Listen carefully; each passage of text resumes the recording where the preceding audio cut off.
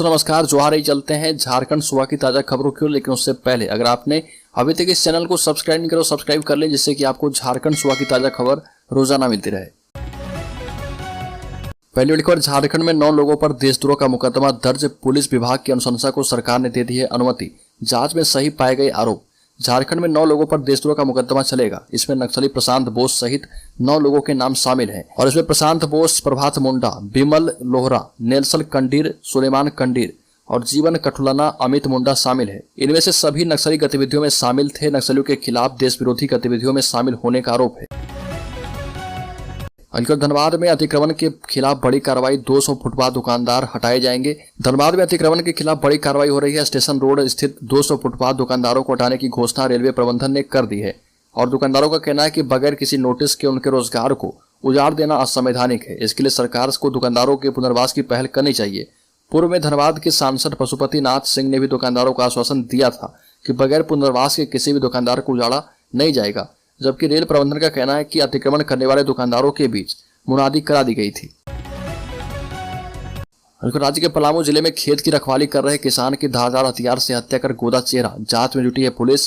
पलामू जिले में खेत में चने की फसल की रखवाली कर रहे खैर दोहर गांव के 75 वर्षीय बुजुर्ग किसान कुर्बान अंसारी की रात धारदार हथियार से मारकर हत्या कर दी गई। पलामू जिले के पाटन प्रखंड के सुंडा पंचायत के तहत खैर दोहर गांव के समीप चने की खेत में शव होने की सूचना किशुनपुर ओपी की पुलिस को मिली है।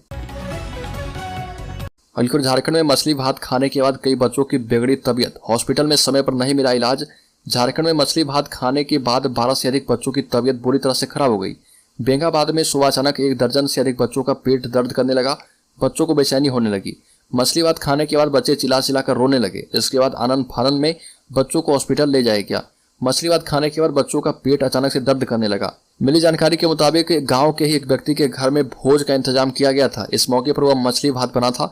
जिन बच्चों को तबीयत खराब हुई है उन्हें सुबह मछली भात खाने को दिया गया था।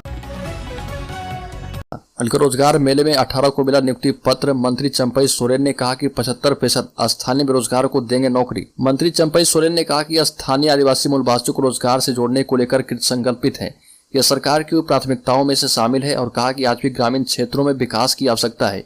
निजी कंपनियों के द्वारा सरकार को किए जा रहे सहयोग की सराहना करते हुए कहा कि निजी संस्थान अपने रिक्त पदों पर सरकार की नियोजन नीति रूलबुक के आधार पर 75% स्थानीय बेरोजगार युवाओं को नियुक्ति करें और नौकरी के साथ मॉनिटरिंग भी की जाएगी। झारखंड मुक्ति मोर्चा का स्थापना दिवस 4 मार्च को तैयारी में जुटे हैं कार्यकर्ता। झारखंड मुक्ति मोर्चा का स्थापना दिवस 4 मार्च को गिरिडीह के झंडा मैदान में मनाया जाएगा। स्थापना दिवस में पार्टी सुप्रीमो शिबू सोरेन और मुख्यमंत्री हेमंत सोरेन शामिल होंगे। स्थापना दिवस की तैयारी को लेकर पार्टी की बेंगाबाद प्रखंड कमेटी की बैठक 25 फरवरी को हुई है। बैठक में स्थापना दिवस को धूमधाम से मनाने एवं ऐतिहासिक बनाने का निर्णय किया गया है। बैठक में कार्यकर्ताओं से अपील की गई है कि हजारों की संख्या में कार्यकर्ता ढोल नगाड़े के साथ गिरिडीह रवाना हो। राज्य में हंगामेदार होगा झारखंड विधानसभा का बजट सत्र, भाजपा ने सरकार को घेरने की बनाई रणनीति। झारखंड विधानसभा के बजट सत्र को लेकर बीजेपी ने अपना एजेंडा तैयार कर लिया है। बीजेपी प्रदेश अध्यक्ष दीपक प्रकाश के नेतृत्व में होने वाली विधायक दल की बैठक में रणनीति पर मुहर लगेगी। हालांकि भाजपा के प्रदेश अध्यक्ष दीपक प्रकाश ने राज्य में वित्तीय अराजकता होने की बात कहते हुए एवं सरकार पर जमकर निशाना साधा और कहा कि राज्य सरकार के द्वारा चालू वित्तीय वर्ष में अब तक मात्र 44 से 45% ही राशि खर्च की जा पाई है। जो भी पैसे खर्च किए गए हैं वो मंत्रियों के आलीशान बंगले और गाड़ियों के लिए खर्च हुए हैं। ऐसे में विपक्षी दल होने के नाते भारतीय जनता पार्टी चुप नहीं बैठेगी और सरकार के खिलाफ सदन से लेकर सड़क तक आंदोलन करेगी। रामगढ़ में रोड शो के दौरान बाइक से गिरे सांसद जयंत सिन्हा। रामगढ़ विधानसभा क्षेत्र उपचुनाव में एनडीए उम्मीदवार सुनीता चौधरी के पक्ष में सांसद जयंत सिन्हा ने अपने समर्थकों के साथ रोड शो किया। शहर के एमएमटी ग्राउंड से शुरू हुए इस रोड शो में सांसद बाइक पर सवार होकर जनता के बीच उतरे थे। बाइक रैली करते हुए सांसद जयंत सिन्हा का काफिला थाना चौक के आगे एक्सिस बैंक के पास पहुंचा। इसी दौरान वो जनता का अभिवादन कर रहे थे। इस बीच जिस बुलेट पर सवार थे वो असंतुलित होकर गिर गया, जिसमें सांसद जयंत सिन्हा को दाहिने पैर के घुटने और दाहिने हाथ में चोट लगी। राज्य के साहिबगंज जिला में बांग्लादेशी गिरफ्तार, नौकरी का झांसा देकर दलाल ने बॉर्डर पार कराया। साहिबगंज के तालझारी रेलवे स्टेशन से एक बांग्लादेशी को गिरफ्तार किया गया है।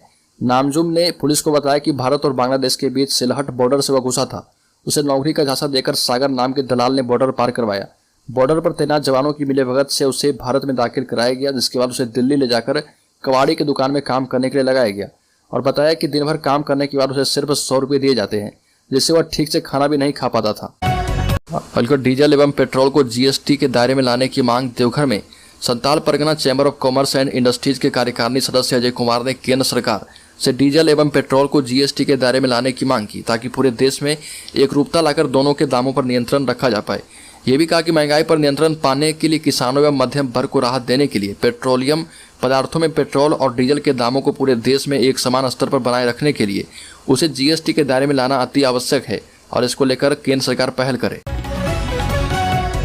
बल्कि जम्मू कश्मीर के बाद अब झारखंड में भी मिलेगा लिथियम। कर्नाटका और जम्मू कश्मीर के बाद अब झारखंड में भी लिथियम का भंडार मिलने की संभावना है। खान एवं भूतत्व विभाग के मुताबिक एटॉमिक एनर्जी कॉरपोरेशन ने संभावना व्यक्त की है कि झारखंड के गिरिडीह, कोडरमा और पूर्वी सिंहभूम जिलों में लिथियम का विशाल भंडार हो सकता है। बताया जा रहा है कि झारखंड के माइका बेल्ट में दुर्लभ खनिज लिथियम का विशाल भंडार होने की संभावना है और केंद्र सरकार के निर्देश पर जियोलॉजिकल सर्वे ऑफ इंडिया ने प्रारंभिक स्तर पर माइका बेल्ट में लिथियम की खोज भी शुरू कर दी है। लिथियम का इस्तेमाल दुनिया भर में इलेक्ट्रिक वाहनों, बैटरी और मोबाइल फोन बनाने में किया जाता है। बार बार चार्ज की जाने वाली बैटरी में भी लिथियम का इस्तेमाल किया जाता है। झारखंड में रामगढ़ विधानसभा सीट पर उपचुनाव की सरगर्मी तेज है। 27 फरवरी को होने वाली वोटिंग से पहले सभी पार्टियों ने अपनी पूरी ताकत झोंक दी है।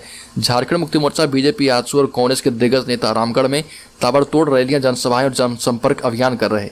वहीं नेताओं के बीच जुबानी जंग भी जारी। रामगढ़ के रन के बीच ग्रामीण कार्य विकास विभाग के चीफ इंजीनियर के ठिकानों पर ईडी की छापेमारी ने छौंका लगा दिया है। इसी कार्रवाई को लेकर बाबूलाल मरांडी ने सीएम हेमंत सोरेन पर तंज किया।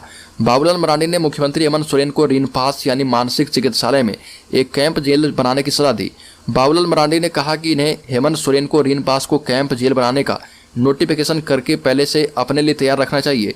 बाबूलाल मरांडी ने कहा कि सीएम हेमंत के पाप का घड़ा सबसे फूटा है।